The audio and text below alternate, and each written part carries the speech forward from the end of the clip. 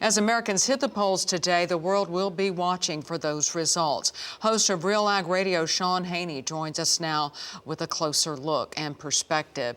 So, Shaun, tell us a little bit about why countries across the globe are so interested in this U.S. election.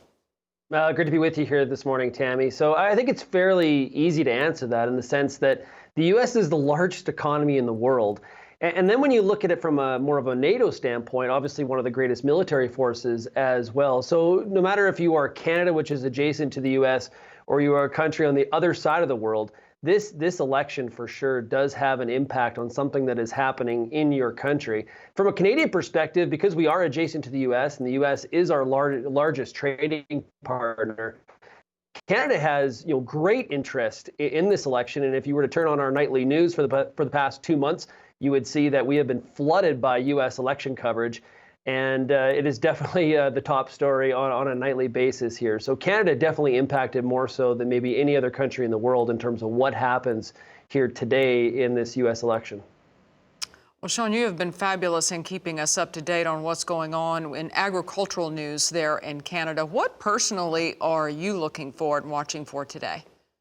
Well, it's going to be really interesting, of course. This is there's a lot of debate on whether it is close, it is a landslide. What are the pathways for President Trump and his re-election bid?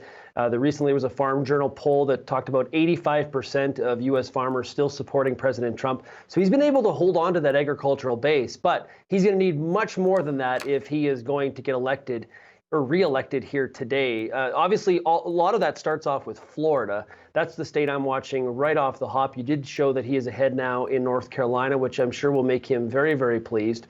If he does not win Florida, the path to victory becomes incredibly difficult. It is possible, but it's a real uphill climb that may ultimately end up in defeat and a victory for Vice President Biden.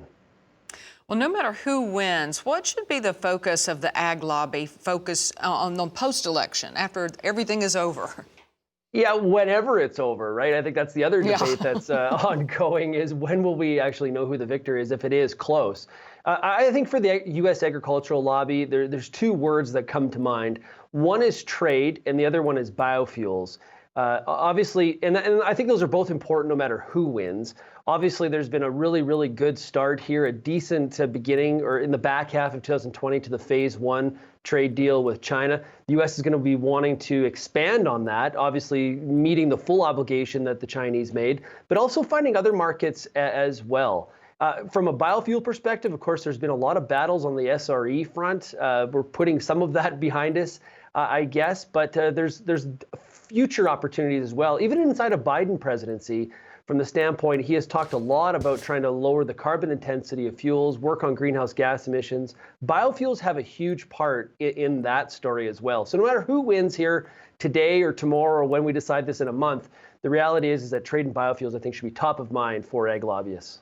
And yes, agriculture definitely needs to be part of that conversation. That's host of Real Ag Radio, Shaun Haney. We appreciate you joining us today on this very important election day. Now, you can catch Shaun on his show, Real Ag Radio. It airs at 4:30 p.m. Eastern weekdays on Rural Radio, channel 147 on Sirius XM. And we'll also chat with him tomorrow on Market Day Report.